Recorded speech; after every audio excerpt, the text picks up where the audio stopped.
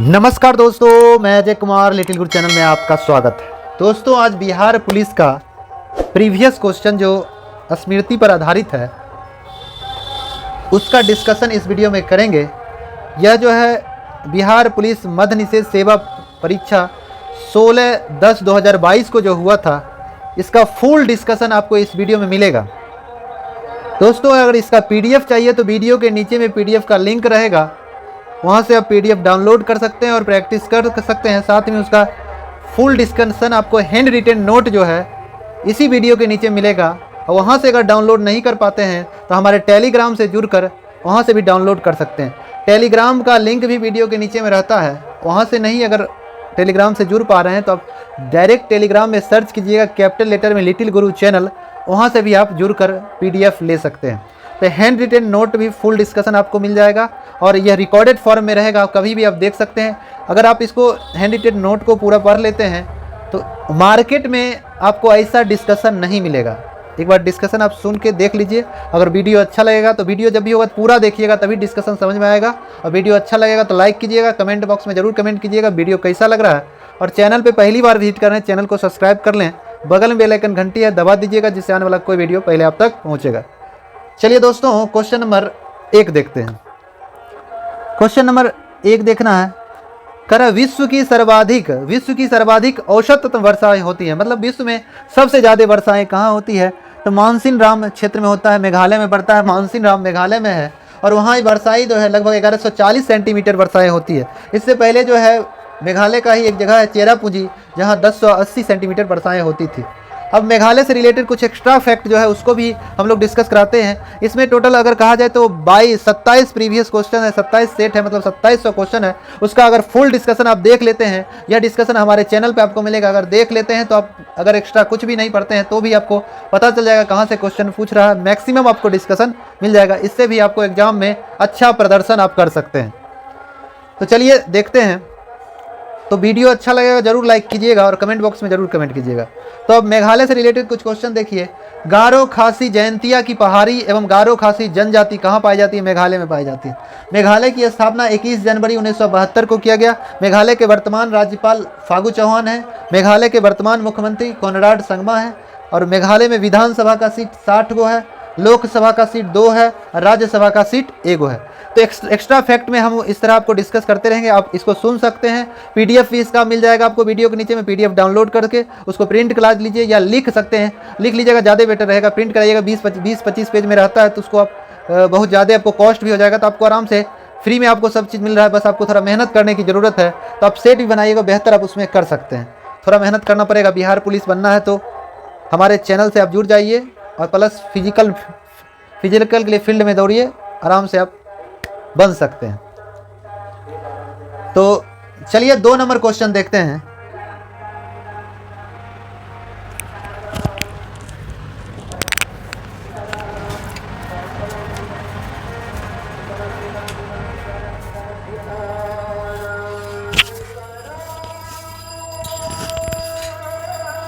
दो number question देखना है। कह रहा है भारतीय संविधान की उद्देशिका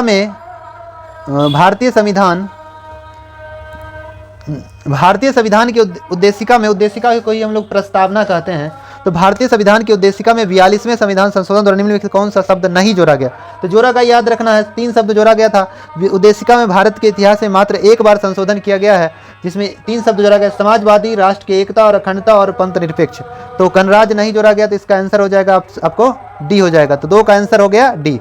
अब प्रस्तावना के बारे में थोड़ा सुन लेना। प्रस्तावना जिसको उद्देशिका कहते हैं, जिस संविधान का दर्पण या संविधान का कुंजी किसे कहा जाता है? प्रस्तावना को कहा जाता है।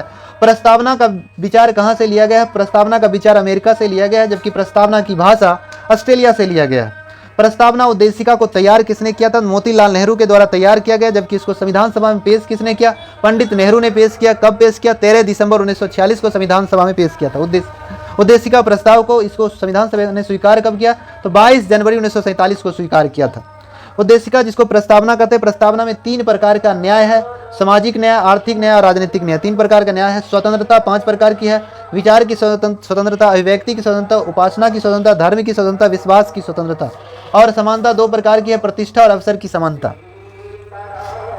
चलिए एक्स्ट्रा फैक्ट जो हम बता रहे हैं ये अगर लिख लेते हैं, अब जैसे तेज़ी में इसलिए बोल रहे हैं कि वीडियो लंबा ना हो, लंबा होगा तो वीडियो आप देख नहीं पाइएगा, इसलिए थोड़ा स्पीड में बोल रहे हैं। इसको आप वीडियो स्लो करके सुन सकते हैं या स्पीड कर भी सुन सकते हैं, और लिख लीजिएगा या प्रिंट करा लीजिएगा। लिख लीजिएगा ज़्यादा बेटर रहेगा, प्रिंट कराइएगा ज़्यादा कॉस्ट लग जाएगा। तो हम चाह रहे हैं आपका कम कॉस्ट में बेहतर आपका कंटेंट आपको मिले, तब थोड़ा लिख लीजिएगा, PDF आपको मिल जाएगा इसका डिस्कशन का, तो ज़्यादा बेहतर रहेगा। और 42वां संशोधन में और जानना चाहते हैं तो 42वां संविधान संशोधन को लघु संविधान कहा जाता है। 42वां संशोधन 1976 के तहत इस संविधान में 10 मूल कर्तव्य जोड़े गए थे। राज्य का नीति तत्व के में कुछ विशेष संशोधन वगैरह तो 42वां 1976 में ही किया गया था। गणपूर्ति व्यवस्था को समाप्त किया गया था। लोकसभा विधानसभा कार्यकाल 5 वर्ष से 6 वर्ष बढ़ाया गया, 42वां 1976 के तहत ही किया गया था। राष्ट्रपति को मंत्रिमंडल के अनुसार काम करेंगे, ये बात 42वां 1976 में किया गया था, उनको बाध्य किया गया था। लाभ का पद निर्धारण 42वां 1976 में ही किया गया था, इसलिए इसे लघु संविधान भी कहते हैं। चलिए अब 3 नंबर क्वेश्चन देखते हैं। 3 नंबर क्वेश्चन है, लिखित कौन सा जीवाणु जनित, मतलब जीवाणु से कौन सा रोग नहीं होता है। तो जीवाणु से जनित होता है, जान लेंगे, या नहीं होता है बोला छट जाएगा। हैजा जीवाणु से होता है। क्षय रोग जिसको टीबी कहते हैं जीवाणु से होता है। गिल्टो रोग जो है, एथ्रेक्स रोग भी जीवाणु से होता है। तो एल्फिंजा हो जाता है विषाणु से, तो आंसर इसका डी हो जाएगा। तो जीवाणु से याद, जीवाणु का जनक कहा जाए तो ल्यूवेनहॉक को कहा जाता है। ल्यूवेनहॉक को जीवाणु का जनक कहा जाता है। जीवाणु को याद करने के लिए हम बताए थे डीप सिटी का कुटनी है। ये सब ट्रिक भी आपको जो PDF जो देंगे आपको वीडियो के नीचे में, वहाँ पे सब मिल जाएगा। तो डीप सिटी का कुटनी है, डीप से हो जाएगा डिप्थीरिया और प्लेग, सिटी मतलब सिफिलिस और टिटनेस, का मतलब हो गया काली खांसी, कुटनी मतलब कू से कुष्ठ रोग, टॉ से टाइफाइड, नी से निमोनिया, हॉ से हैजा। हैजा जो होता है जिससे आंत प्रभावित होता है, आंत में कौन सा, तो बड़ी आंत सबसे ज़्यादा प्रभावित होता है।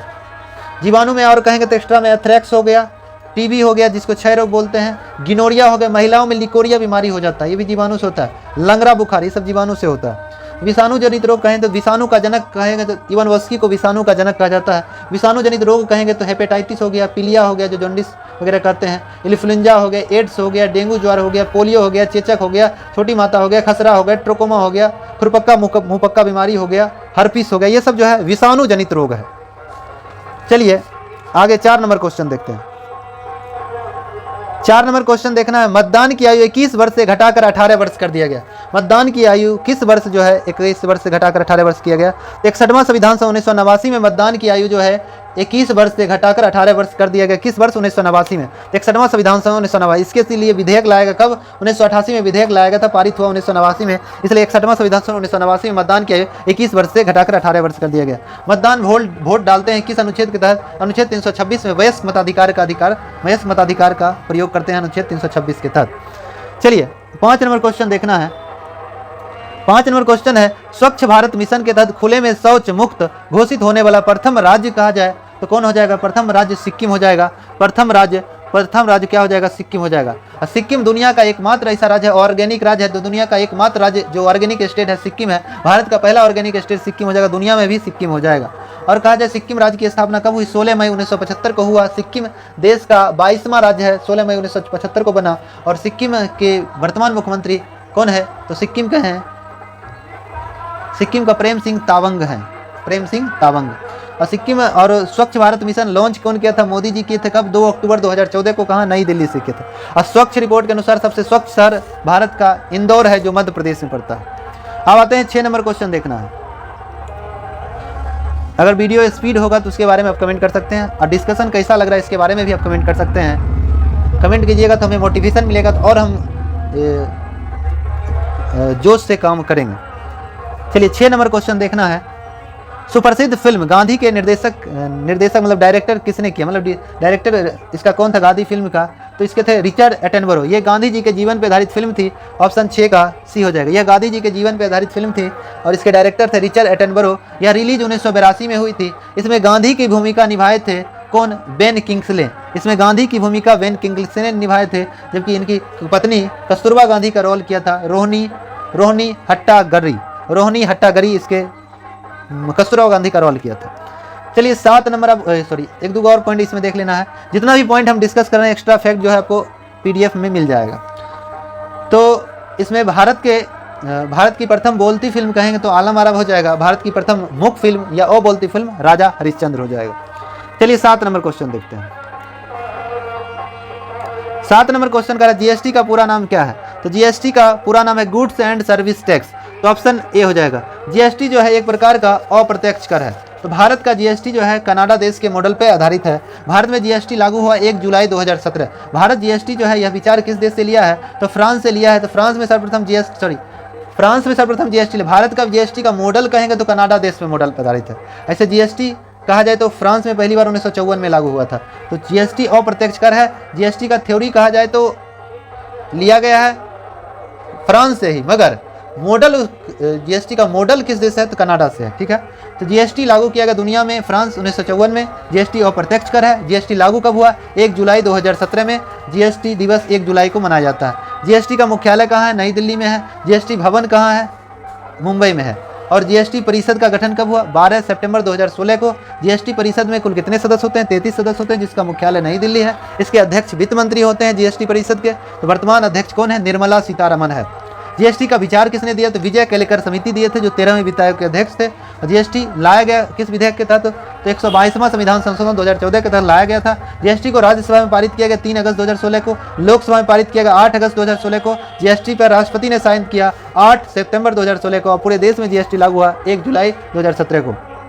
जीएसटी लागू करने वाला देश का पहला राज्य असम था। जीएसटी को लागू करने वाला अंतिम राज्य जम्मू कश्मीर, जो अब केंद्र शासित प्रदेश है। जीएसटी विधेयक को मान्यता देने वाला देश का पहला राज्य तेलंगाना था। जीएसटी को मानने वाला गैर भाजपा शासित राज्य बिहार था। उसमें महागठबंधन की सरकार थी, तब पर भी जीएसटी को लागू किया था बिहार सरकार ने। जीएसटी का प्रारूप ड्राफ्ट तैयार किया था असीम दास गुप्ता के द्वारा तैयार किया गया था। जीएसटी के लिए कौन सा संवैधानिक संशोधन किया गया? 101वां संवैधानिक संशोधन 2017 किया गया, जिसमें अनुच्छेद जीएसटी परिषद का वर्णन अनुच्छेद 279 के क में और आईजीएसटी का वर्णन अनुच्छेद 269 के क में किया गया है।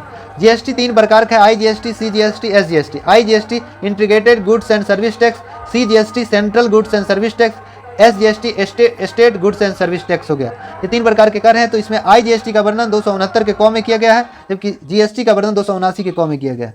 जीएसटी अगर रजिस्ट्रेशन कराते हैं तो 15 डिजिट का नंबर मिलेगा। जीएसटी चोरी करेंगे तो 5 साल का सजा का प्रावधान है। जीएसटी का कर से लेवल 4 है: 5%, 12%, 18% और 28% है। सबसे अधिक भारत में जीएसटी है 28% का।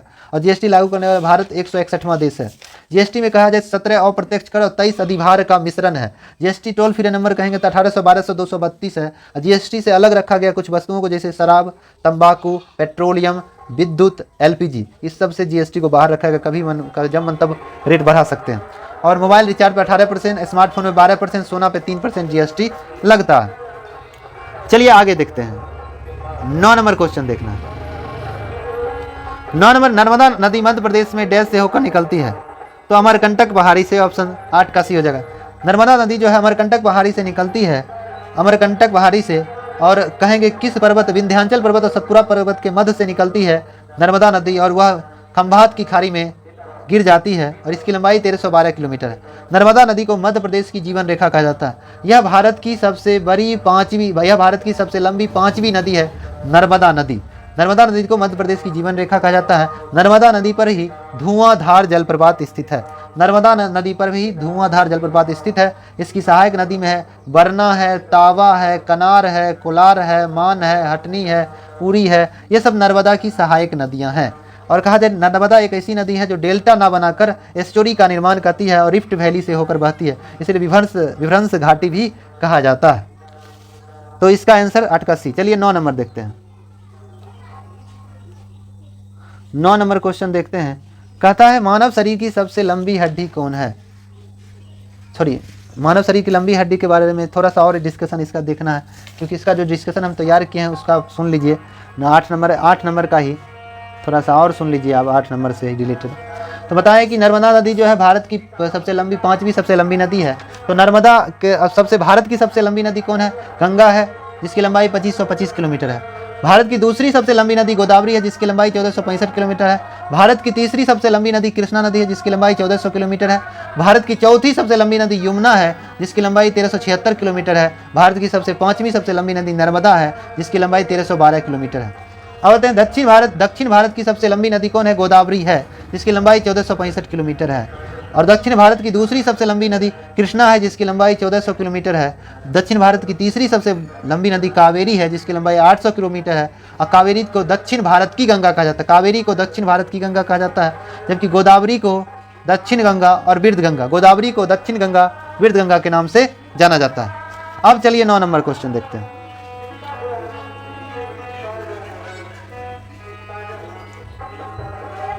9 नंबर क्वेश्चन है, मानव शरीर में सबसे लंबी हड्डी कौन है? तो मानव शरीर की सबसे लंबी हड्डी जो है, मानव शरीर की सबसे लंबी हड्डी फीमर जो जांघ की हड्डी होती है, फीमर जो जांघ की हड्डी होती है, मानव शरीर की सबसे लंबी, हमारा हड्डी कैल्शियम फास्फोरस से मिलकर बना होता है।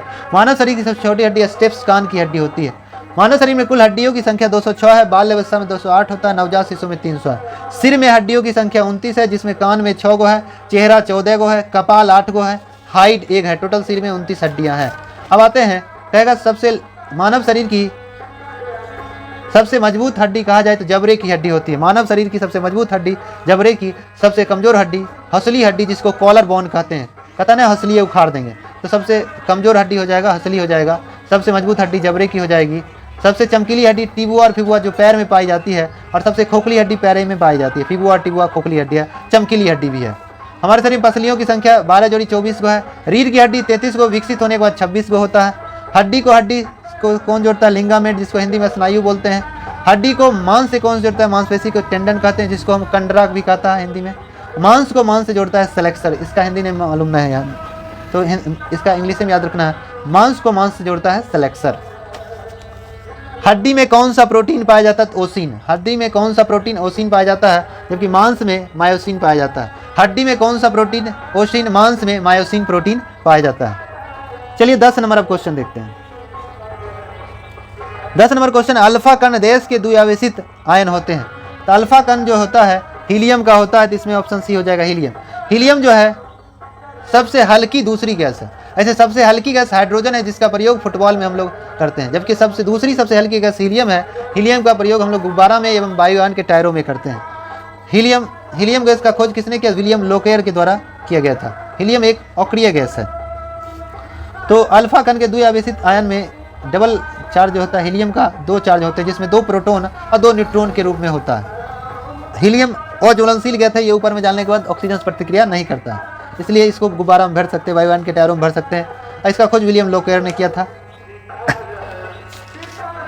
चलिए अब 11 नंबर क्वेश्चन देखते हैं। 11 नंबर क्वेश्चन है, भारतीय संविधान का कौन सा अनुच्छेद सहकारी समिति के संवर्धन से संबंधित है? सहकारी समिति दुनिया में सबसे ज्यादा, इसका पहले आंसर बोल देते हैं, तो इसका आंसर आपका 11 का बी हो जाएगा, 43 का बी हो जाएगा, अनुच्छेद 43 का बी। तो सुनना है, दुनिया में सर्वाधिक सहकारी समिति कहाँ है? भारत में है। सहकारी समिति की चर्चा भाग 9 के ख में किया गया है। तो सहकारी समिति में उद्योग के प्रबंधन से संबंधित अनुच्छेद 43 के ए में दिया है, जबकि उसके प्रोत्साहन और संवर्धन से संबंधित अनुच्छेद 43 के बी में चर्चा किया हुआ है। चलिए आगे चलते हैं। 12 नंबर, राजा टोडरमल निम्नलिखित में से किस मुगल सम्राट के शासनकाल के दौरान राजस्व मंत्री थे? टोडरमल जो है अकबर के दरबार में राजस्व मंत्री थे, तो 12 का डी हो जाएगा। टोडरमल जो है अकबर के 9 रत्नों में से एक थे राजस्व मंत्री। तो भारत के इतिहास में 2 ऐसे शासक थे जिसके दरबार में 9 रत्न रहते थे। अकबर हो गया, दूसरा हो गया चंद्रगुप्त द्वितीय। अकबर और चंद्रगुप्त द्वितीय। तो अकबर के दरबार में 9 रत्न रहते थे, उस 9 रत्न का नाम बोल देते हैं। अबुल फजल, दूसरा हो गया फैजी, तीसरा हो गया तानसेन, चौथा हो गया बीरबल जिसे कवि प्रिय या नरहरि की उपाधि दिया गया था, चौथा हो गया टोडरमल जो राजस्व मंत्री था, पांचवा हो गया राजा मान सिंह, छठा हो गया अब्दुल रहीम खान खाना, सातवां हो गया अब्दुल रहीम खान खाना, छठा हो गया था राजा मान सिंह, और आठवां हो गया फकीर अजीउद्दीन, नौवां हो गया मुल्ला दू प्याजा। कुल 9 रत्न रहा करते थे। चलिए 13 नंबर क्वेश्चन देखते हैं। 13 नंबर क्वेश्चन है, निम्नलिखित में से कौन सा वह साधारण उपकरण है जिसका उपयोग विद्युत परिपथ को वियोजित करने या इसे पूर्ण करने के लिए किया जाता है? मतलब विद्युत परिपथ को पूर्ण जब होगा, जैसे बीच में स्विच क्या होता है, स्विच अगर देते हैं किसी बिजली के तार में जोड़ते हैं तो तार काट के जोड़ते हैं स्विच, तो स्विच जब ऑन करते हैं तो सट जाता है, तो ये जोड़ने का भी काम करता है, तोड़ने का भी काम करता है। तो स्विच आंसर इसका 13 का हो जाएगा। चलिए 14 नंबर क्वेश्चन देखिए। 14 नंबर क्वेश्चन कहता है, कोलंबस ने किस बंदरगाह से अपनी महान यात्रा के लिए प्रस्थान किया था? कोलंबस जो है, कोलंबस कहाँ का? इटली का निवासी था। यह पालोस बंदरगाह जो स्पेन का पालोस बंदरगाह, वहाँ से शुरू किया था। 14 का ए इसका आंसर हो जाएगा। कोलंबस जो है अमेरिका का खोज 1492 में किया था, और कहाँ पहुँचा था? बहामा द्वीप पहुँचा था। 1492 में बहामा द्वीप पहुँचा और अमेरिका का खोज किया था। क्रिस्टोफर कोलंबस इटली का निवासी था और पालोस वो बंदरगाह से यात्रा अपना शुरू किया था। पालोस बंदरगाह स्पेन में पड़ता है। अब थोड़ा भारत के बारे में सुन लेना है। भारत की खोज वास्को डी गामा ने किया था। वास्को डी गामा पुर्तगाली यात्री था जो पुर्तगाल की राजधानी लिस्बन से यात्रा प्रारंभ किया। 90 दिन की यात्रा के बाद कालीघाट बंदरगाह पहुंचा। 17 मई 1498 को इसका पथ प्रदर्शक अब्दुल गुजराती व्यापारी अब्दुल मजीद था, जो राजा जामोरिन ने, वहाँ के राजा ने उनको स्वागत किया। जामोरिन हिंदू राजा थे जो तंबाकू और आलू का जनक भी पुर्तगाली को भारत में कहा जाता है, क्योंकि तंबाकू दिया था। और वास्को डी गामा भारत में अगर कहा जाए 3 बार आए थे। पहला बार 1498, दूसरा 1502, तीसरा बार 1524 में, उसके बाद 1524 में मृत्यु हो गया। भारत में सबसे पहले पुर्तगाली आया, अंतिम में पुर्तगाली गया। पहले पुर्तगाली 1498 अंतिम में गया, 1961 में गोवा को छोड़ के गया था। चलिए आगे देखते हैं। 15 नंबर क्वेश्चन देखना है। 15 नंबर हिंदी है, उसका हम सिर्फ आंसर बोल देते हैं आपको, आप आंसर देख लीजिएगा। 15 का ए हो जाएगा। चलिए 16 नंबर क्वेश्चन देखते हैं। 16 नंबर, निम्नलिखित में से कौन सा प्रोटोकॉल ईमेल सेवाओं के लिए उपयोग किया जाता है? ईमेल सेवाओं के लिए कौन सा प्रोटोकॉल उपयोग किया जाता है, ये कह रहा है। तो सिंपल कह सकते हैं हम लोग सिंपल मेल ट्रांसफ़र प्रोटोकॉल। तो 16 का सी कह सकते हैं, ऑप्शन सी हो जाएगा। और कहेगा ईमेल का जनक कहा जाता है रे टॉमलिंसन को। ईमेल का जनक रे टॉमलिंसन को कहा जाता है।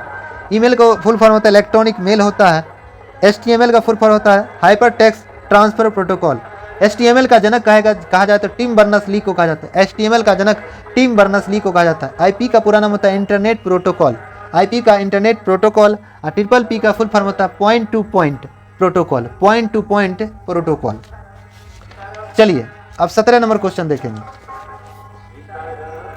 17 नंबर क्वेश्चन देखना है कि कह रहा है कि गांधी जी ने 1917 में चंपारण सत्याग्रह क्यों संचालित किया था? तो आप जानते हैं गांधी जी ने चंपारण सत्याग्रह जो है नील खेती 3 कठिया प्रथा के विरोध में किया था। 17 का बी हो जाएगा। अब इसके बारे में एक्स्ट्रा फैक्ट सुन लेना है।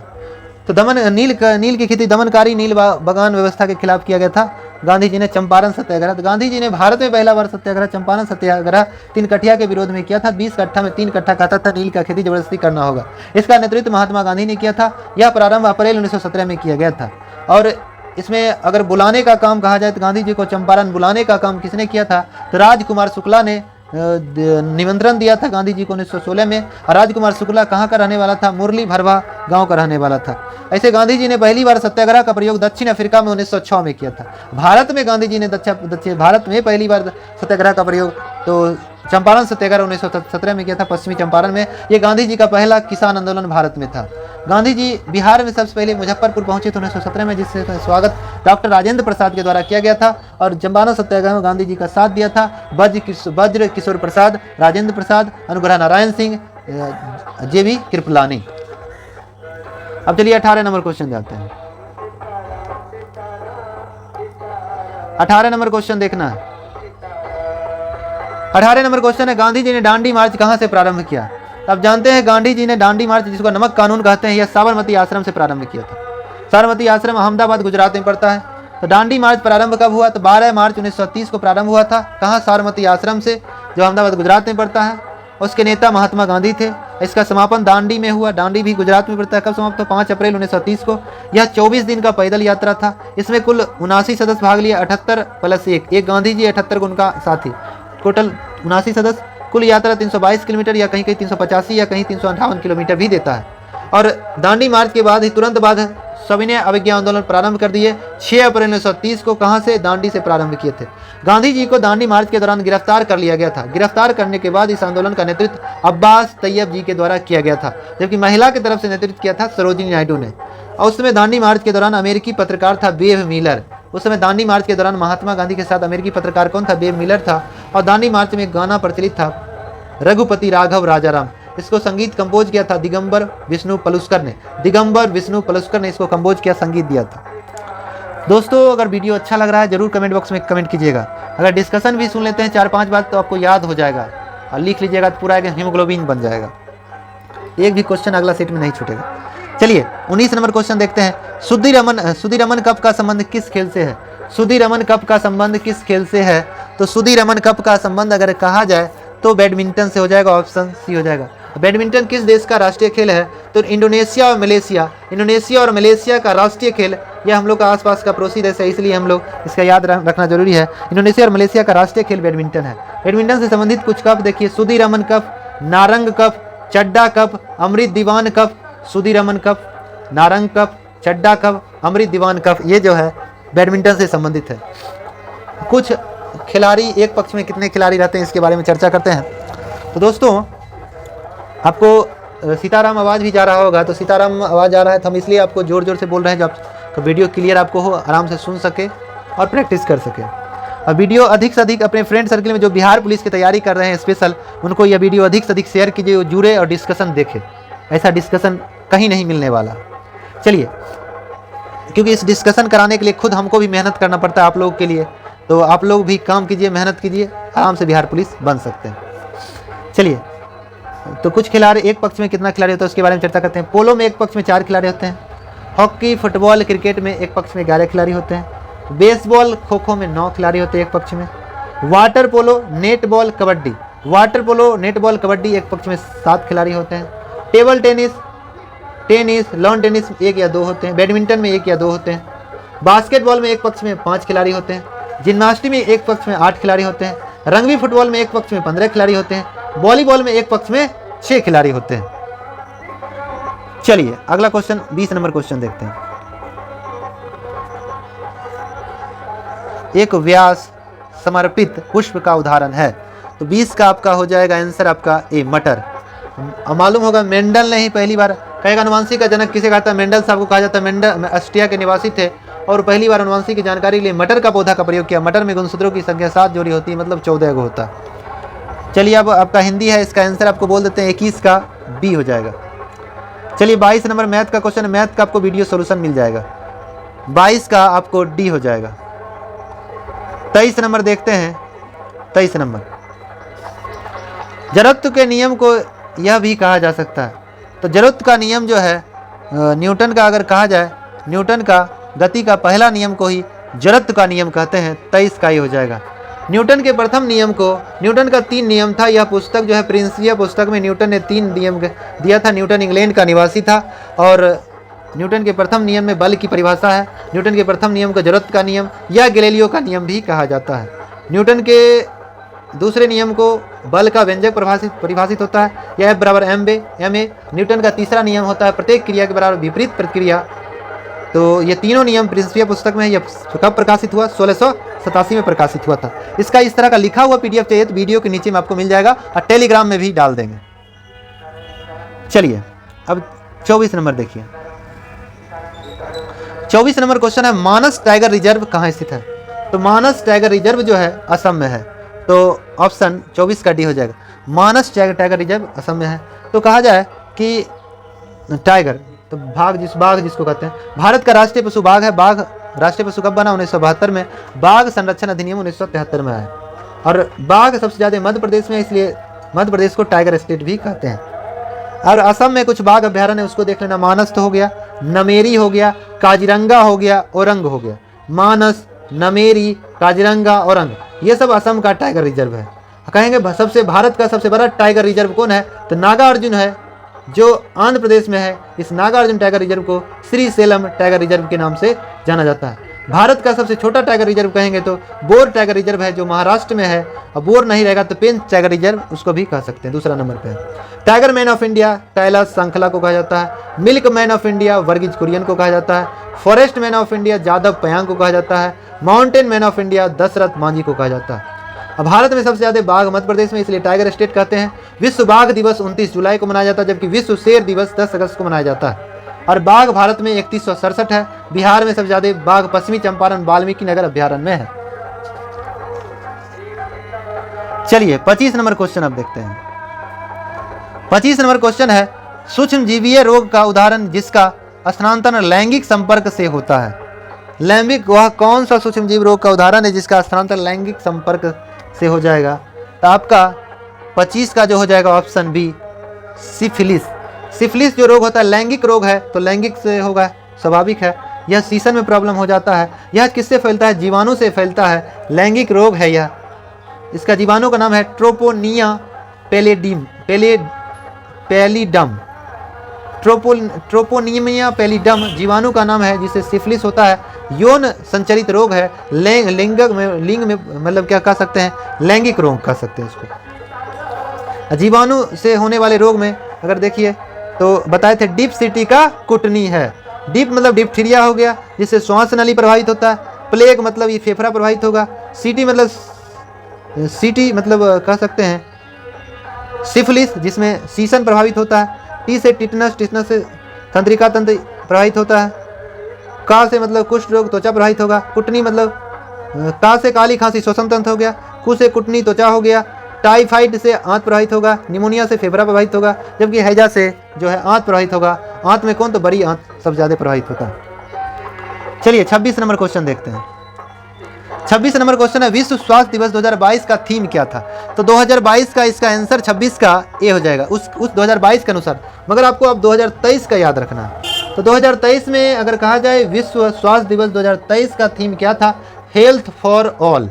हेल्थ फॉर ऑल 2023 का थीम है और विश्व स्वास्थ्य दिवस 7 अप्रैल को मनाया जाता है। ये 7 अप्रैल 1948 को WHO विश्व स्वास्थ्य संगठन की स्थापना हुई थी, जिसका मुख्यालय जेनेवा स्विट्जरलैंड में है। विश्व स्वास्थ्य संगठन के वर्तमान अध्यक्ष टेड्रोस अधनोमा है। टेड्रोस अधनोमा है। WHO जो है दुनिया में टीबी मुक्त करने का लक्ष्य 2030 तक रखा है, जबकि भारत टीबी मुक्त करने का लक्ष्य 2025 तक रखा है। चलिए 27 नंबर क्वेश्चन देखते हैं। 27 नंबर क्वेश्चन है, सर्वप्रथम भूगोल शब्द का प्रयोग डैश के द्वारा किया गया। तो भूगोल का टर्म पूछ रहा है। शब्द सर्वप्रथम यूनानी जो लेखक है एरेटोस्थनीज ने, ऑप्शन बी हो जाएगा। 27 का बी हो गया, एरेटोस्थनीज ने किया। जबकि भूगोल फादर ऑफ ज्योग्राफी कहते हैं तो हेकेटियस को कहा जाता है जो यूनान के थे। वर्तमान भूगोल का जनक वॉन हम्बोल्ट को कहा जाता है। व्यवस्थित भूगोल कहें या भूगोल शब्द का टर्म का प्रयोग क्या एरिस्टोस्थनीज ने किया। भौतिक भूगोल का जनक पोलिडोनियम को भौतिक भूगोल का जनक कहा जाता है। मानव भूगोल का जनक रेंटजेल साहब को कहा जाता है।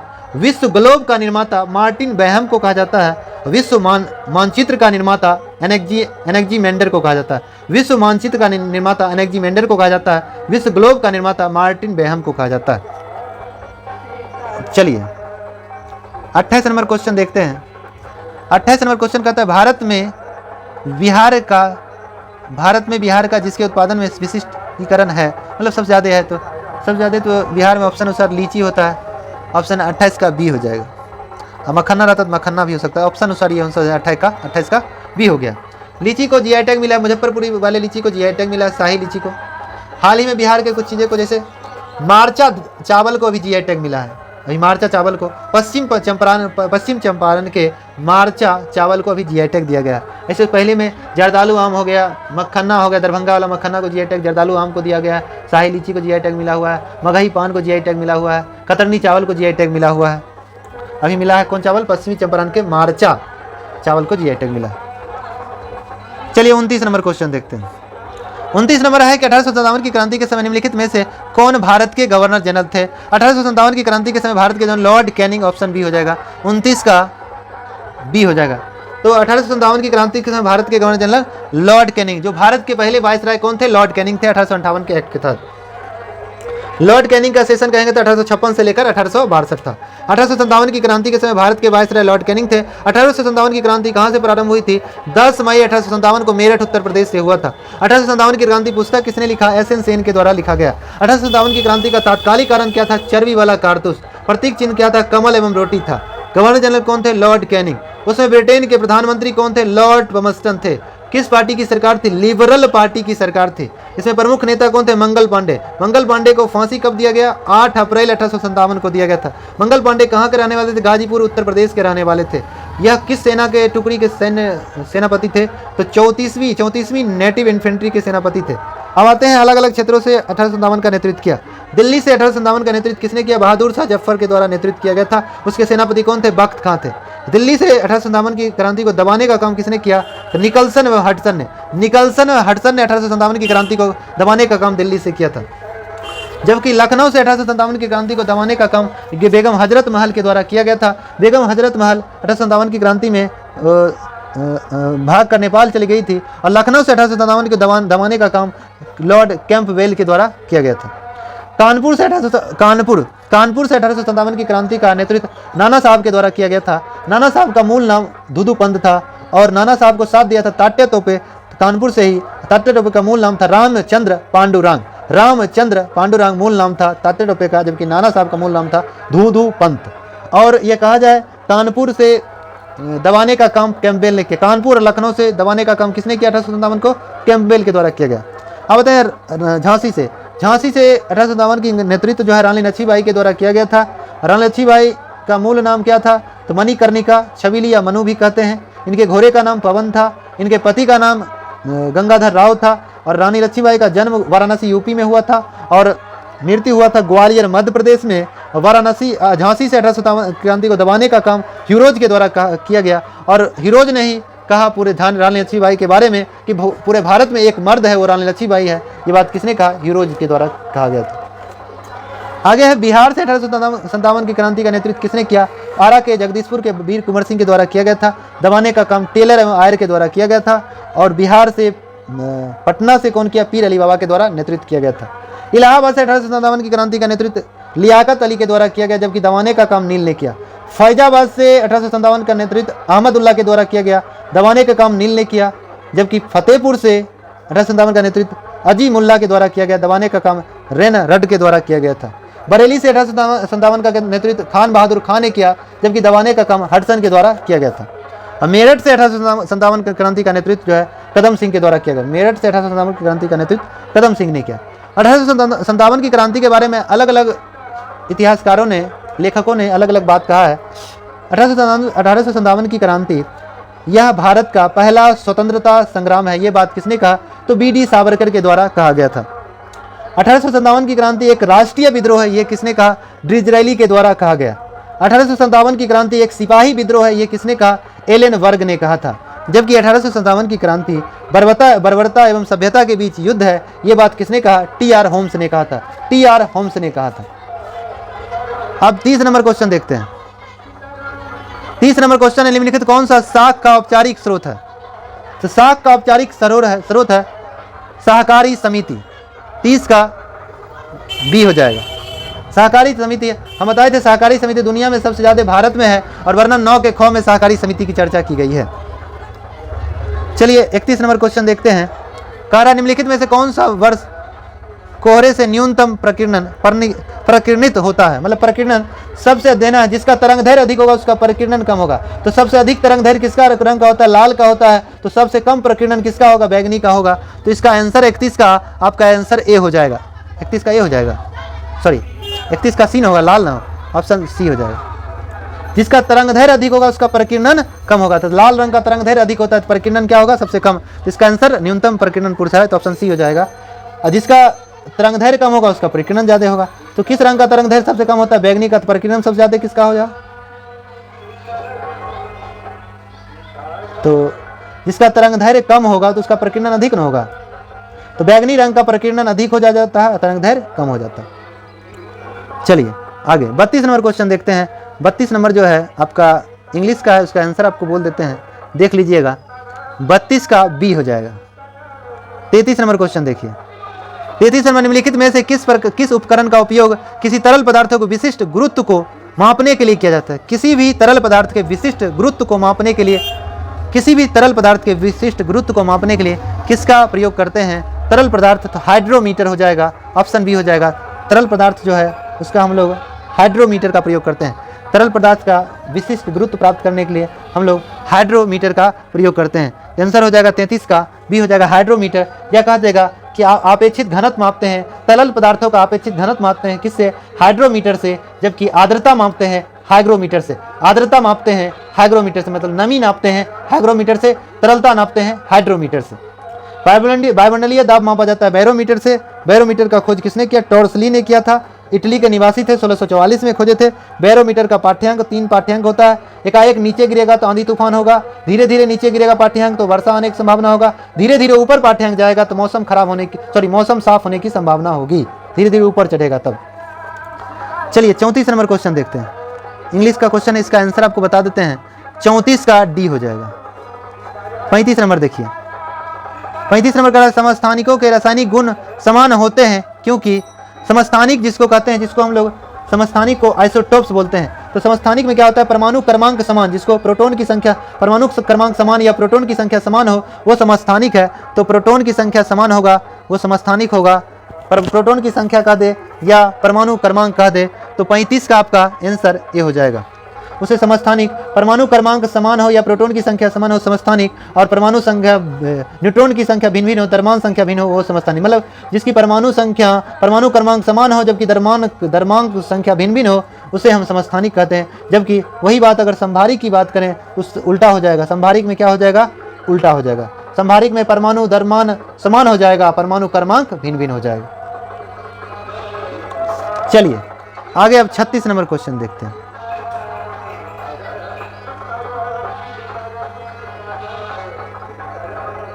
छत्तीस नंबर क्वेश्चन देखना है, गांधी सागर बांध किस नदी पर स्थित है? गांधी सागर बांध जो है चंबल नदी पर स्थित है। 36 का आपका बी हो जाएगा। गांधी सागर बांध चंबल नदी पर स्थित है जो मध्य प्रदेश में है।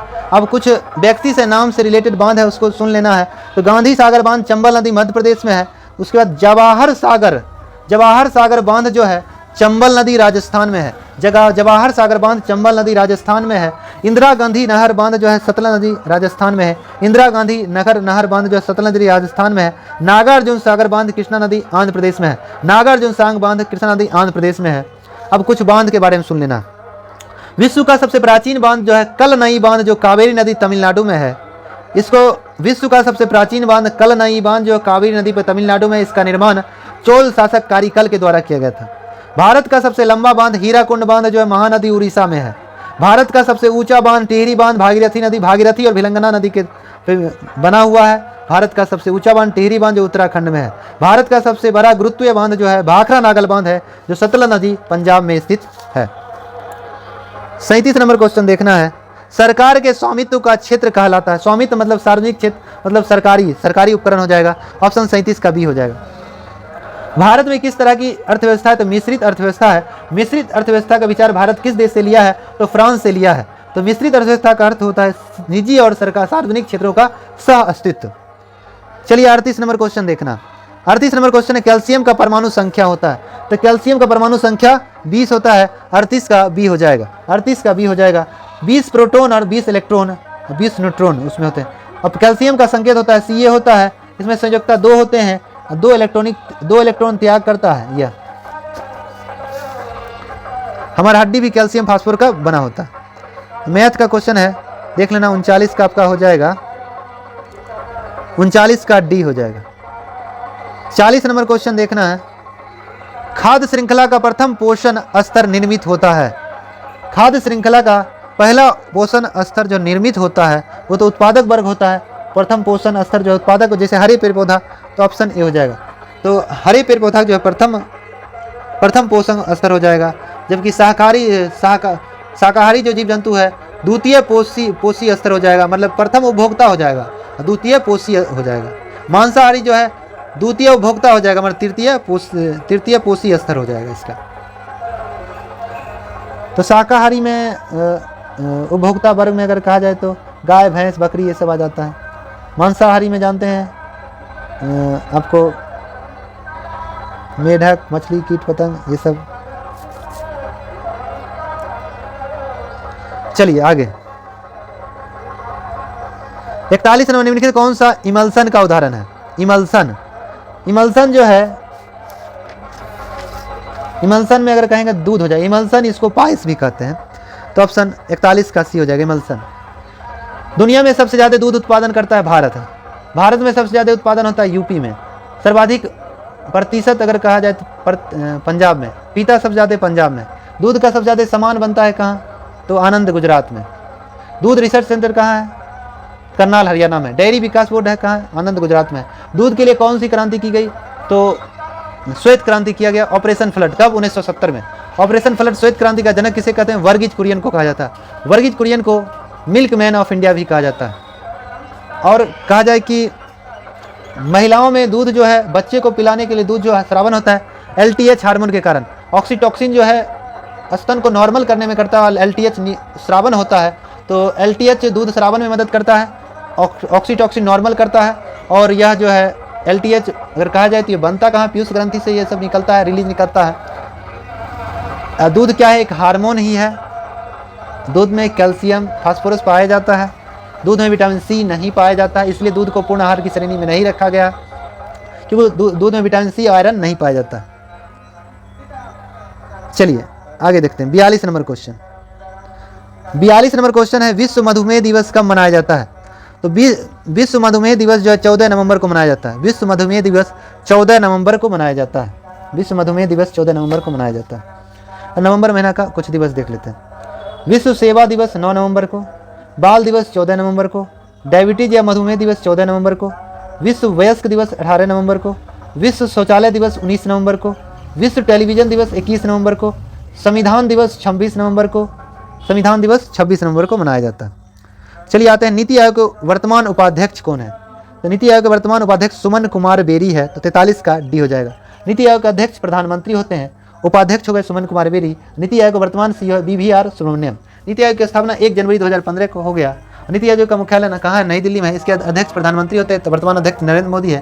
नीति आयोग एक गैर संवैधानिक सलाहकारी संस्थान है। ये भारत सरकार का थिंक टैंक ब्रेन के रूप में काम करता है। इसमें कुल 13 उद्देश्य हैं इसका। और नीति आयोग का प्राचीन नाम था योजना आयोग। योजना आयोग की स्थापना 15 मार्च 1950 को किया गया। मुख्यालय नई दिल्ली में है। योजना आयोग के पहले अध्यक्ष पंडित नेहरू थे। योजना आयोग के पहले उपाध्यक्ष गुलजारी लाल नंदा था। योजना आयोग की समाप्ति की घोषणा 15 अगस्त 2014 को किया गया। चलिए 44 नंबर क्वेश्चन देखते हैं। कहता है गांधी शांति पुरस्कार के नवीनतम विजेता कौन है? तो नवीनतम विजेता 44 का डी हो जाएगा। बांग्लादेश का था शेख मुजीब रहमान को जो है 2022 में गांधी शांति अवार्ड दिया गया। गांधी शांति अवार्ड 1995 से दिया जाता है। इसमें 1 करोड़ की राशि दी जाती है। गांधी शांति अवार्ड भारत में धन के ख्याल से सबसे बड़ा अवार्ड है। ये गांधी जी की 125वीं जयंती पर प्रारंभ हुआ था। 1995 से गांधी शांति अवार्ड दिया जाता है, धन के ख्याल से सबसे बड़ा पुरस्कार है। 2022 में शेख मुजीबुर रहमान को दिया गया, जो बंग बंधु के नाम से जाना जाता है, जो बांग्लादेश के थे। चलिए 45 नंबर क्वेश्चन देखना। 45 नंबर का है एटीपी का पूरा नाम होता है एडिनो ट्राइफॉस्फेट। एटीपी के अंतस्थल फॉस्फेट संलग्न बंध को जल द्वारा खंडित होने पर कितनी तुल्य ऊर्जा विमोचित होती है, मतलब निकलती है? तो इसका आंसर आपका 45 का आंसर आपका हो जाएगा डी, 30.5 किलो जूल प्रति मोल हो जाएगा। तो एक सिर्फ इसमें याद रखना, एक अणु ग्लूकोज के पूर्ण रूप से ऑक्सीकरण के बाद 38 एटीपी का ऊर्जा का निर्माण होता है। चलिए 46 नंबर क्वेश्चन है, केंद्रीय तंत्रिका तंत्र निर्मित होती है। केंद्रीय तंत्रिका तंत्र निर्मित होता है, तो यह मस्तिष्क और मेरुज्जु, जिसको हम लोग स्पाइनल कॉर्ड कहते हैं, 46 का सी हो जाएगा। मस्तिष्क हम जानते हैं संपूर्ण शरीर का नियंत्रण जो है ये स्पाइनल कॉर्ड एवं मस्तिष्क दोनों स्पाइनल कॉर्ड के द्वारा होता है। हमारे मस्तिष्क का वजन कहा जाए 1350 से 1400 ग्राम होता है। मस्तिष्क के सुरक्षा कवच को क्रेनियम कहते हैं। मस्तिष्क में सबसे बड़ा भाग सेरिब्रम है। सेरिब्रम में बुद्धि, चेतना, ज्ञान, वाणी, स्मृति, इच्छा शक्ति, सोचना, चिंतन, ये सब सेरिब्रम में है। जबकि मस्तिष्क का एक भाग है थैलेमस। थैलेमस में दर्द, ठंडा, गर्म का महसूस होता है। एक है मस्तिष्क का हाइपोथैलेमस, जिसमें गुस्सा, पसीना निकलना, भूख, प्यास, खुशी, शरीर का ताप नियंत्रण, प्यार, घृणा, ये सब हाइपोथैलेमस के कारण होता है। मेरुज्जु, जिसको स्पाइनल कॉर्ड कहते हैं, ये मस्तिष्क का सबसे पिछला भाग होता है। यहाँ प्रतिवर्ती क्रियाओं का केंद्र माना जाता है। रिएक्शन होता है, जैसे कोई भी रिएक्शन, जैसे कोई एक थप्पड़ मारा, हम ही मार दिया, तो रिएक्शन स्पाइनल कॉर्ड से होता है। 47 नंबर देखना, निम्नलिखित में से कौन सी समिति चुनाव सुधार से संबंधित नहीं है? चुनाव से संबंधित नहीं कर रहा चुनाव। तो 47 का देखना है, तारकुंडे समिति है, ये है थुंगन समिति, तारकुंडे है, ये है थुंगन समिति, हमको लग रहा है नहीं है। 47 का आपका बी हो जाएगा आंसर। देखिए आगे देखते हैं ऑप्शन में, दिनेश गोस्वामी भी समिति चुनाव आयोग से संबंधित है। इंद्रजीत गुप्ता समिति भी चुनाव आयोग से संबंधित, ठीक है, तो बी इसका आंसर। 48 नंबर देखते हैं, INS विराट हाल ही में खबरों में था, वह एक क्या है? तो INS विराट जो है एक विमान वाहक पोत है, ऑप्शन सी हो जाएगा। 48 का सी हो जाएगा। INS विराट क्या है? एक विमान वाहक पोत है। तो अब इसके बारे में 1-2 पॉइंट सुन लेना है। INS विराट विमान वाहक पोत है। भारत का प्रथम विमान वाहक पोत INS विक्रांत था। भारत का प्रथम विमान वाहक पोत INS विक्रांत है। भारत का प्रथम पनडुब्बी INS कावेरी है। भारत का प्रथम पनडुब्बी INS कावेरी है। भारत का प्रथम परमाणु पनडुब्बी कहेंगे तो INS चक्र हो जाएगा। जबकि भारत का प्रथम पनडुब्बी कहेंगे तो INS कावेरी हो जाएगा। भारत का प्रथम विमान वाहक पोत कहेंगे तो INS विक्रांत हो जाएगा। चलिए 49 नंबर क्वेश्चन देखते हैं। काल वैसाखी चलती है, काल वैसाखी कहाँ चलती है? पश्चिम बंगाल में चलता है गर्मी के दिनों में। 49 का डी हो जाएगा। 49 का डी हो जाएगा। गर्मी के दिनों में काल वैसाखी पश्चिम बंगाल में चलती है। गर्मी के दिनों में असम एवं पश्चिम बंगाल में राज्यों में तीव्र आर्द्र हवा चलने, गर्मी हवा चलती है, गर्ज के साथ बरसों होने लगता है कभी कभी। पूर्वोत्तर भारत में पूर्वोत्तर भारत में तो उसको नॉर्वेस्टर कहा जाता है, बंगाल में कालवैशाखी कहते हैं, कर्नाटक में चेरी ब्लॉस एवं कॉफ़ी वर्षा कहते हैं, दक्षिण भारत में केरल में कहेंगे तो इसको अम्र वर्षा भी कहा जाता है। 50 नंबर देखना है, कायिक प्रवर्धन का लाभ है यह है कि इस प्रकार उत्पन्न सभी पौधे होते हैं, आनुवांशिक रूप से समान होते हैं। इसका आंसर 50 का बी हो जाएगा, आनुवांशिक रूप से समान। अनुवांशिक के बारे में सुन लेना, अनुवांशिक का जनक मेंडल साहब को कहा जाता है। मेंडल कहाँ के निवासी थे? ऑस्ट्रिया के निवासी थे। अनुवांशिक की जानकारी के लिए मेंडल ने 3 नियम दिया था और यह जानकारी किससे लिया? तो मटर के पौधे से। तो मटर के पौधा का प्रयोग किया था, इसमें गुणसूत्रों की संख्या 7 जोड़ी 14 होता है। जेनेटिक शब्द का प्रयोग सर्वप्रथम डब्ल्यू वाटसन ने किया, कब? 1905 में। जीन शब्द का प्रयोग जोहानसन ने किया 1909 में। गुणसूत्र का नामकरण डब्ल्यू वाल्टेयर ने किया, गुणसूत्र का नामकरण डब्ल्यू वाल्टेयर ने 1888 में किया था। चलिए 51 नंबर क्वेश्चन देखते हैं।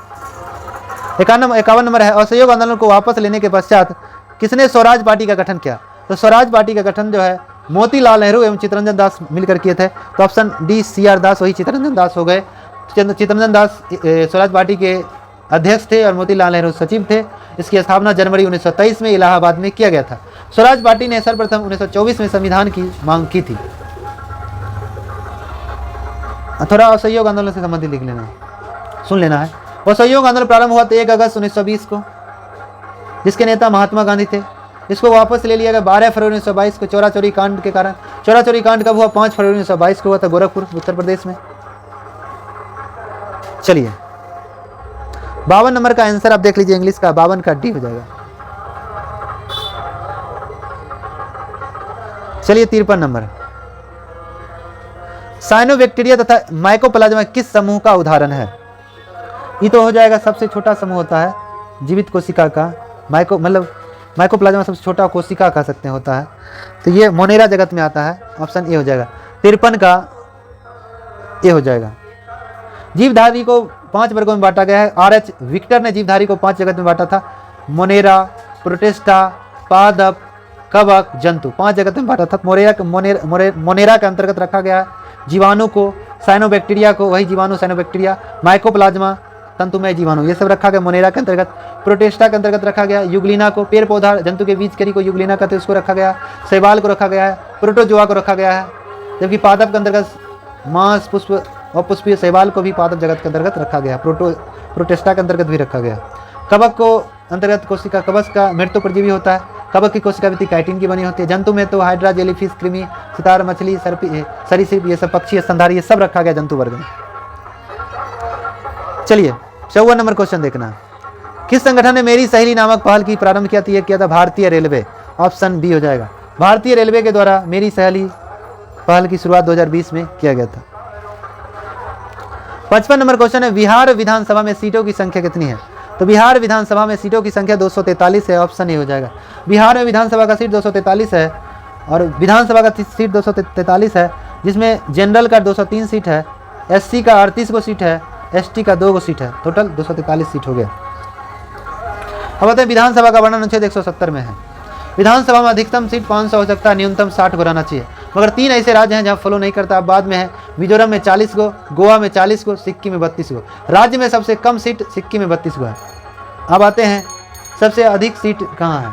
सबसे अधिक सीट उत्तर प्रदेश में 403 है, पश्चिम बंगाल में 294 है, महाराष्ट्र में 288 है, बिहार में 243 है, तमिलनाडु में 234 है, मध्य प्रदेश में 230 है, कर्नाटक में 224 है, राजस्थान में 200 है, गुजरात में 182 है, आंध्र प्रदेश में 175 है, उड़ीसा में 147 है, केरल में 140 है, असम में 126 है, तेलंगाना में 119 है, छत्तीसगढ़ में 90 है, हरियाणा में 90 है, झारखंड में 81 है, उत्तराखंड में 70 है, हिमाचल प्रदेश में 68 है, मेघालय में 60 है, मणिपुर में 60 है, त्रिपुरा में 60 है, नागालैंड में 60 है, अरुणाचल प्रदेश में 60 है, मिजोरम में 40 है, गोवा में 40 है, सिक्किम में 32 है। केंद्र शासित प्रदेश 3 ऐसे राज्य हैं जहां विधानसभा सीट है। दिल्ली में 70 गो है, जम्मू कश्मीर में 90 गो है, पुडुचेरी में 30 गो है, टोटल 190 है। और पूरे राज्य में कुल कितने विधायक हैं? 3933 विधायक हैं। केंद्र शासित प्रदेश 190 है, टोटल हो गया 4123 विधायक है केंद्र शासित राज्य मिला के। अब अगला क्वेश्चन देखते हैं। 56 नंबर क्वेश्चन क्या है? इंग्लिश है, उसका आंसर देख लेना है। 56 का आपका ए हो जाएगा।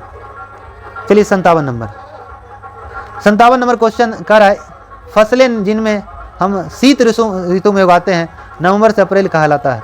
तो इसका आंसर रबी फसल हो जाएगा। 57 का ए हो जाएगा। 57 का ए हो जाएगा रबी फसल। रबी फसल शीत ऋतु में बोए जाते हैं। जैसे रबी फसल बोया जाता है कब? अक्टूबर नवंबर में, ठंडा के समय बोया जाता है रबी फसल, अक्टूबर नवंबर में बोई जाती है और काटी जाती है मार्च अप्रैल में काट ली जाती है। मार्च अप्रैल में जो है रबी फसल जो है कब काट ली जाती है? मार्च अप्रैल में काट लिया जाता है। रबी फसल का उदाहरण जो है गेहूँ है, जौ है, चना है, मटर है, सरसों है, आलू है, राई, ये सब रबी फसल का उदाहरण है। खरीफ फसल कहा जाए तो बोया जाता है जून जुलाई में। खरीफ कब बोया जाता है? जून जुलाई में बोया जाता है, काट लिया जाता है नवंबर दिसंबर में। खरीफ काट लिया जाता है नवंबर दिसंबर में। खरीफ का उदाहरण है धान है, गन्ना है, तिलहन है, ज्वार है, बाजरा है, मक्का है, सोयाबीन है, मूंगफली है, कपास है, अरहर है, तिल है, ये सब जो है खरीफ फसल का उदाहरण है। दोस्तों 58 नंबर क्वेश्चन देखते हैं। कह रहा है कौन सा तत्व सोलर सेल को बनाने के लिए मुख्य रूप से उपयोग किया जाता है? तो सौर सेल बनाने में अगर कहा जाए कौन सा तत्व का प्रयोग सोलर सेल बनाने में किया जाता है तो सिलिकॉन का प्रयोग किया जाता है। तो ऑप्शन डी हो जाएगा सिलिकॉन। और कहेंगे तो सीजीएम का प्रयोग किया जाता है सौर सेल में।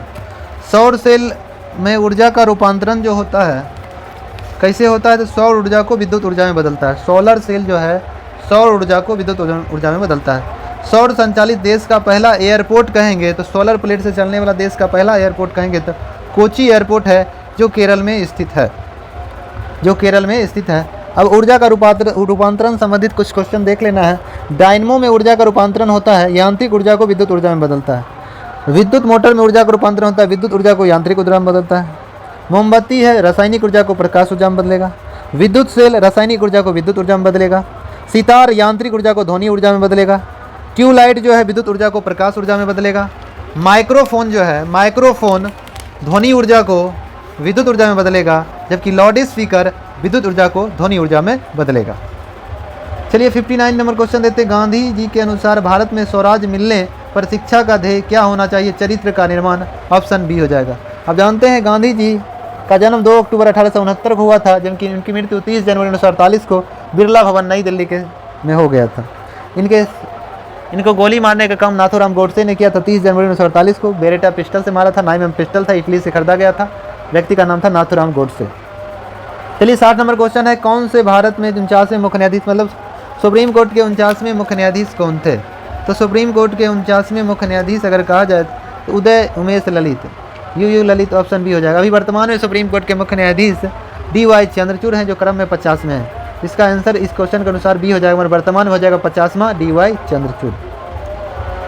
चलिए 61 नंबर क्वेश्चन कह रहा है कि ओजोन का एक अणु कितने ऑक्सीजन परमाणु से बना होता है? ओजोन का एक अणु जो है कितने ऑक्सीजन परमाणु से बना होता है ये पूछ रहा है। तो ओजोन आप जानते हैं ओजोन का सूत्र होता है O3, तो 3 हो जाएगा। 61 का 3 हो जाएगा। ओजोन जो है सूर्य से आने वाली पराबैंगनी किरणों से हमें सुरक्षा प्रदान करता है। वो जो उसमें ऑक्सीजन की संख्या कितना होगा? 3 होगा। चलिए 62 नंबर क्वेश्चन का आप आंसर देख लीजिए। 62 नंबर का सी हो जाएगा। चलिए 63 नंबर भी आप क्वेश्चन देख लीजिए, इंग्लिश का है। 63 नंबर जो है ए नंबर हो जाएगा। 64 नंबर है निम्नलिखित में से कौन सा देश चतुर्भुज सुरक्षा संवाद मतलब क्वाड में कौन सा देश शामिल नहीं है? तो क्वाड में 4 गो देश है, भारत, अमेरिका, जापान, ऑस्ट्रेलिया। तो मतलब रूस नहीं है, तो ऑप्शन 64 का सी हो जाएगा। क्वाड का गठन 2007-8 में किया गया था। क्वाड से संबंधित क्वाड ही सैन्य अभ्यास कहता है नौसेना अभ्यास, जिसका नाम है मालाबार। मालाबार सैन्य अभ्यास जो है नौसेना अभ्यास है। ये 4 देशों के बीच होता है, भारत, अमेरिका, जापान, ऑस्ट्रेलिया के बीच होता है। क्वाड सम्मेलन 2023 में कहाँ हुआ? तो ऑस्ट्रेलिया में हुआ था। क्वाड सम्मेलन 2023 ऑस्ट्रेलिया में, जबकि क्वाड सम्मेलन 2024 होगा भारत में। क्वाड का बैठक 2024 कहाँ होगा? भारत में होगा। चलिए आगे क्वेश्चन 65 नंबर क्वेश्चन देखते हैं। बायोगैस मुख्य रूप से घटक है, तो बायोगैस में मुख्य रूप से मीथेन होता है CH4। बायोगैस जिसको मीथेन को हम लोग पंख गैस भी कहते हैं। मीथेन जो है गोबर में हो गया, जुगाली करते हो गया, या धान के खेत से मीथेन गैस निकलता है। आगे है पंडित चंद्रनाथ मिश्र, अमर डैश से संबंधित है। ये साहित्य हो जाएगा, ऑप्शन सी हो जाएगा। साहित्य मैथिली भाषा से संबंधित इन्हें 1983 में साहित्य अकादमी दिया गया था पंडित चंद्रनाथ मिश्र को। चलिए 67 नंबर का आपका आंसर बता देते हैं। मैथ का क्वेश्चन है, अब देख लीजिएगा 67 का। तो आपका 67 का हो जाएगा बी हो जाएगा 18 वर्ष। 68 में देखिए वनस्पति तेलों में साधारणता होती है। वनस्पति जो होता है एगो संतृप्त वसा होता है, एगो असंतृप्त वसा होता है।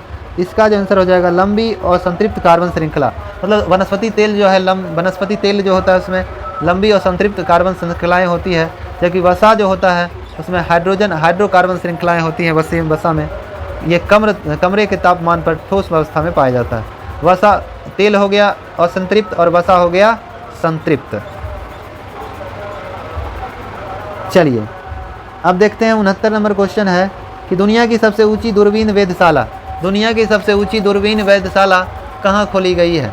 दुनिया की सबसे ऊंची दूरबीन वेधशाला कहाँ खोली गई है? तो यह लद्दाख में खोला गया है। लद्दाख भारत में पड़ता है, तो ऑप्शन बी हो जाएगा। 70 नंबर क्वेश्चन है सबरीमाला मंदिर केरल में है, जहाँ भगवान अयप्पा की मूर्ति है, तो सबरीमाला मंदिर केरल में है। 70 का सी, इसमें महिलाओं को पहले नहीं दिया जाता था जाने के लिए, मगर बाद में दिया गया। इसके लिए बहुत सारा आंदोलन भी हुआ। चलिए 71 का आपका आंसर सी हो जाएगा। 72 नंबर क्वेश्चन देखते हैं। कह रहा है कि लोकसभा को भंग कर सकता है, तो लोकसभा को भंग कौन कर सकता है? राष्ट्रपति कर सकता है, अनुच्छेद 85 के तहत मंत्रिमंडल की सिफारिश पर समय से पहले। अब तक समय से पहले 8 बार लोकसभा का भंग हो चुकी है। पहली बार 1970 में, अंतिम बार 1999 में। लोकसभा का वर्णन अनुच्छेद 81 में किया गया है, राज्यसभा का 80 में, संसद का 79 में, राष्ट्रपति का अनुच्छेद 52 में। चलिए 73 नंबर ग्रीन हाउस प्रभाव से जुड़ा हुआ मुख्य गैस कहाँ? Carbon dioxide CO2।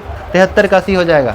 ऐसे ग्रीन हाउस ग्लोबल वार्मिंग में और गैस कौन है? मीथेन है, जलवाष्प है, क्लोरोफ्लोरोकार्बन है, ओजोन है, नाइट्रस ऑक्साइड है। ये सब जो है ग्रीन हाउस गैस से संबंधित है। चलिए तो 74 नंबर क्वेश्चन देखते हैं। टमाटर किस अम्ल का प्राकृतिक स्रोत है? तो टमाटर में ऑक्जेलिक अम्ल होता है, तो ऑप्शन डी हो जाएगा ऑक्जेलिक अम्ल।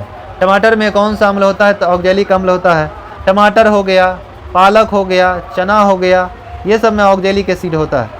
जबकि सिरका और अचार में एसिटिक होता है, एसिटिक अम्ल होता है। सिरका और अचार में एसिटिक अम्ल होता है। इमली और अंगूर में टाइट्रिक अम्ल होता है। बिच्छू के डंक में या चींटी के डंक में फॉर्मिक एसिड होता है। दूध से दही में खट्टा हो जाता है लैक्टिक अम्ल के कारण। सेब में मौलिक अम्ल होता है। खट्टे फल में, संतरा में, नींबू में साइट्रिक अम्ल होता है। भोजन पचाने में हाइड्रोक्लोरिक अम्ल मदद करता है। सोना चांदी को साफ करने में नाइट्रिक अम्ल, इसे सोना को घुलाने में हम लोग अम्ल राज का प्रयोग करते हैं, इक्वारेजिया जिसको कहते हैं। कपड़ा को जंग हटाने में नाइट्रिक अम्ल का प्रयोग करते हैं। सोडा वाटर कोल्ड ड्रिंक में कार्बोनिक अम्ल रहता है। खाद्य पदार्थों को संरक्षित करने के लिए सोडियम बेंजोएट अम्ल का प्रयोग करते हैं। मूत्र में यूरिक अम्ल होता है। चाय में टैनिक अम्ल होता है। मछली के तेल में फैटिक अम्ल होता है। मछली के तेल में फैटिक अम्ल पाया जाता है।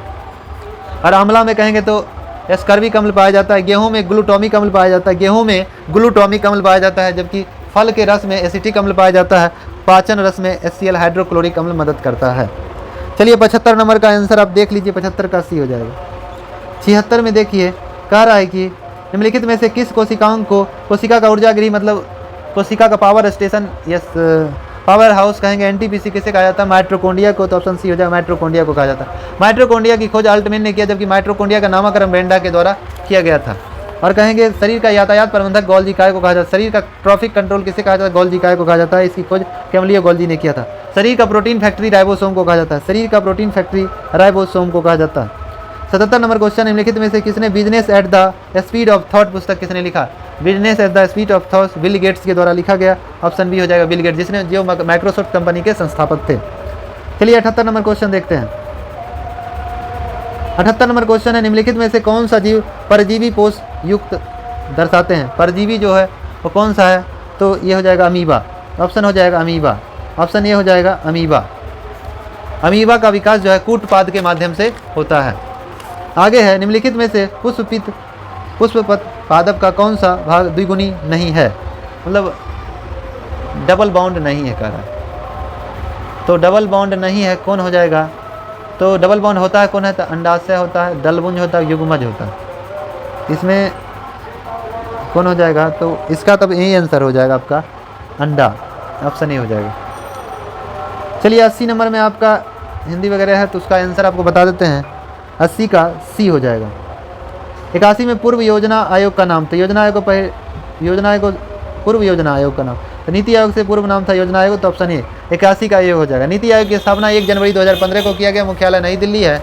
नीति आयोग के अध्यक्ष प्रधानमंत्री होते हैं, तो वर्तमान अध्यक्ष नरेंद्र मोदी हो गए। नीति आयोग के वर्तमान उपाध्यक्ष सुमन कुमार बेरी है। वर्तमान CEO BVR सुब्रमण्यम है। नीति आयोग भारत सरकार के थिंक टैंक ब्रेन के रूप में काम करता है और जो है इसका 13 उद्देश्य मुख्य है। चलिए 82 नंबर क्वेश्चन में आपका मैथ है, उसका आंसर आपको बता देते हैं। ऑप्शन 82 का बी हो जाएगा। 83 में भारतीय संविधान कौन सा भाग मूल अधिकार से संबंधित है? तो मूल अधिकार भाग 3 में है। ये मूल अधिकार कहाँ से लिया गया? तो अमेरिका के संविधान से लिया गया है। तो मूल अधिकार भाग 3 में है। सभी हम भाग की अभी चर्चा करेंगे। हमारे मूल संविधान में कहा जाए तो भाग 22 में था, अभी भी भाग 22 है, और गिनती के अनुसार कहेंगे तो भाग 25 है। तो भाग 1 क्या है देख लेना है, भारत राज्यों का संघ है। भाग 2 में नागरिकता है। भाग 3 में मौलिक अधिकार है। भाग 4 में राज्य का नीति नेतृत्व है। भाग 4 का में मूल कर्तव्य है। भाग 5 में संघ है मतलब केंद्र सरकार है। भाग 6 में राज्य मतलब राज्य सरकार है। भाग 7 में पहली अनुसूची का खो जोड़ा गया था मगर उसे 7वां संशोधन 1956 में रद्द कर दिया गया। भाग 8 में संघ राज्य क्षेत्र है। भाग 9 में पंचायती राज है। 9 के क में नगर पालिका है। 9 के ख में सहकारी समिति है। 10 में SC ST की चर्चा है। 11 में संघ राज्य के बीच संबंध मतलब रिश्ता है। 12 में वित्त और संपत्ति की चर्चा है। 13 में वाणिज्य व्यापार की चर्चा है। भाग 14 में संघ लोक सेवा आयोग और राज्य लोक सेवा आयोग की चर्चा है। भाग 15 में निर्वाचन आयोग इलेक्शन कमीशन चुनाव आयोग की चर्चा है। भाग 16 में SC ST OBC EWS Anglo Indian ये सब की चर्चा है। भाग 17 में भाषा की चर्चा है। 22 भाषाओं को मान्यता प्राप्त है संविधान में। राजभाषा हिंदी लिपि देवनागरी की चर्चा भाग 17 में किया गया है। भाग 18 में आपातकाल की चर्चा है। भाग 19 में प्रकीर्ण की चर्चा है। प्रकीर्ण नहीं समझ में आ रहा था तो हम कह सकते हैं राष्ट्रपति और राज्यपाल के बारे में चर्चा किया गया। भाग 20 में संविधान संशोधन की चर्चा है। भाग 21 में अस्थायी संक्रमणशील विशेष उपबंध की चर्चा है। भाग 22 में संविधान की संक्षिप्तता की चर्चा की गई है। अब देखते हैं 84 नंबर। 84 का इंग्लिश आप इसका आंसर देख सकते हैं। 84 का सी हो जाएगा। 85 में निम्नलिखित में से युक्त में विभक्त विलय दिक् परिवर्तक का कार्य करता है। तो ये मतलब परिवर्तन का कार्य करता है। तो विद्युत मोटर जो है ऊर्जा विद्युत मोटर जो है विद्युत ऊर्जा को यांत्रिक ऊर्जा में बदल देगा। चलिए तो 85 का बी। 86 में आते हैं। दुनिया का सबसे ऊंचा रेलवे पुल किस नदी पर बनाया गया है? दुनिया का सबसे ऊंचा रेलवे पुल जो है चिनाब नदी पर जम्मू कश्मीर में। तो ऑप्शन सी हो जाएगा चिनाब नदी जम्मू कश्मीर। दुनिया का सबसे ऊंचा रेलवे पुल किस नदी पर? चिनाब नदी जम्मू कश्मीर में। एशिया का सबसे लंबा प्लेटफॉर्म कहाँ बना है? तो हुगली कर्नाटक में बना है जो 1507 मीटर लंबा है। आगे है 87 में एशिया का सबसे बड़ा पशु मेला कहाँ लगता है? तो सोनपुर लगता है बिहार में। Option D. दूसरा पशु मेला पुष्कर राजस्थान में लगता है। आगे है हम लोग 88 नंबर देखते हैं। हिंदी का क्वेश्चन है, आपको आंसर हम बता देते हैं। 88 का डी हो जाएगा। अब 89 नंबर देखना है। 89 नंबर कंप्यूटर का शॉर्टकट की वगैरह करा है। 89 को आपका बी हो जाएगा। न्यू डॉक्यूमेंट के लिए Ctrl+N करते हैं, और अगर कहा जाए कि सेव के लिए Ctrl+S करते हैं, कॉपी के लिए Ctrl+C करते हैं, पेस्ट के लिए Ctrl+V करते हैं। 90 नंबर मैथ का क्वेश्चन है, उसको आप देख लीजिए। 90 का बी हो जाएगा। 91 में हिंदी है, संधि विच्छेद है। 91 का आप देख लीजिए। 91 का आपका बी हो जाएगा। 92 में देखना है कि पंजाब में परंपरागत रूप से जिसके द्वारा गरीब को कम करने में सफलता प्राप्त की गई वह क्या थी? तो 92 का आपका सी हो जाएगा। उच्च कृषिगत समृद्धि, मतलब कि अधिक कृषि किया गया था। हरित क्रांति जो की गई थी इसमें कृषि पे खूब जोर दिया गया था, तो गरीबी भी कम हुआ, अनाज उत्पादन हुआ, बेचा तो पैसा हुआ। चलिए 93 नंबर क्वेश्चन देखना है। 93 रदरफोर्ड प्रकीर्णन प्रयोग में अल्फा कणों का स्रोत होता है। तो अल्फा कण जो है बताए थे, ये जो है हीलियम नाभिक हो जाएगा। तो ऑप्शन सी हो जाएगा। 93 का सी हो जाएगा। 94 नंबर देखना है। 94 नंबर है किस विजडन द्वारा 2010-2020 के लिए ODI player of the decade अब बताया गया है? तो 94 का आपका बी हो जाएगा विराट कोहली। सोनालिका तथा कल्याण सोना, सोनालिका तथा कल्याण सोना किसका उच्च उत्पादन वाली किस्म है? तो 95 का आपका आंसर हो जाएगा ए, गेहूं का। सोनालिका तथा कल्याण सोन किसकी उच्च उत्पादन वाली किस्म है? तो गेहूं का। चलिए 96 नंबर क्वेश्चन देखना है। सहकारी आयोग का संबंध है तो इसका होता है केंद्र राज्य से संबंधित होता है। तो ऑप्शन ए हो जाएगा, केंद्र राज्य से संबंधित हो जाएगा सहकारी आयोग। सहकारी आयोग का गठन कहा जाए तो 9 जून 1983 में किया गया। इसने रिपोर्ट तैयार किया 1987 में, रिपोर्ट पेश किया 1988 में। यह केंद्र राज्य से संबंधित है। सरकारी आयोग के पहले अध्यक्ष जो ऐसे सरकारिया थे, इनके अन्य सदस्य में वी शिवरमन था और SR सेन थे। और केंद्र राज्य से संबंधित और अलग आयोग है, पूची आयोग 2007 में गठित हुआ, वो केंद्र राज्य से संबंधित है। राजमन्नार आयोग भी केंद्र राज्य से संबंधित, गठन 1969 में किया गया था। अब चलिए 97 नंबर क्वेश्चन देख लीजिए। कह रहा है मनुष्य के कान में बाहरी हिस्से को क्या कहते हैं? मनुष्य के कान के बाहरी हिस्से को कर्ण पल्लव कहा जाता है। तो ऑप्शन सी हो जाएगा। 97 का सी। मानव शरीर की सबसे छोटी हड्डी कान में ही पाई जाती है, स्टेप्स। 98 नंबर राष्ट्रीय मतदाता दिवस कब मनाया जाता है? तो राष्ट्रीय मतदाता दिवस 25 जनवरी को 2011 से प्रत्येक वर्ष मनाया जाता है। मतदाता दिवस 25 जनवरी को मनाया जाता है। चुनाव आयोग इलेक्शन कमीशन का गठन 25 जनवरी 1950 को किया गया, तो वही 25 जनवरी को यादगार बनाने के लिए 2011 से प्रत्येक वर्ष मतदाता दिवस 25 जनवरी को मनाया था। चुनाव आयोग का वर्णन अनुच्छेद 324 में किया गया है। वोट डालने का अधिकार अनुच्छेद 326 के तहत है। वोटर लिस्ट तैयार करने का अधिकार अनुच्छेद 325 में है। अभी वर्तमान में मुख्य चुनाव आयुक्त राजीव कुमार है जो क्रम में 25वां है। अब 99 नंबर क्वेश्चन देखते हैं। 99 नंबर क्वेश्चन है, रूस में ड्यूमा कहा जाता है। रूस की संसद को ड्यूमा कहा जाता है। प्रमुख संसद, भारत की संसद तो संसद ही पार्लियामेंट ही है। स्पेन की संसद का नाम कॉर्टेक्स है। ब्रिटेन हो गया, कनाडा हो गया, ऑस्ट्रेलिया हो गया, श्रीलंका हो गया। ब्रिटेन, कनाडा, ऑस्ट्रेलिया, श्रीलंका की संसद का नाम पार्लियामेंट है। जर्मनी की संसद बुंडस्टैग है। मंगोलिया की संसद फूरल है। ईरान और मालदीव की संसद का नाम मजलिस है। ताइवान की संसद का नाम युआन है। इजराइल की संसद का नाम नेसेट है। जापान की संसद का नाम डाइट है। स्वीडन की संसद का नाम रिक्सडॉग है। नॉर्वे की संसद का नाम स्टॉटिंग है। भूटान की संसद का तसुंगडू है। पोलैंड की संसद का नाम सुजीम है। पाकिस्तान और फ्रांस की संसद का नाम नेशनल असेंबली है। नेपाल की संसद का नाम राष्ट्रीय पंचायत है। बांग्लादेश की संसद का नाम जातीय संसद है। आयरलैंड की संसद का नाम डेल आयरन है। मलेशिया की संसद का नाम दीवान निगारा है। अफगानिस्तान की संसद का नाम सोरा है।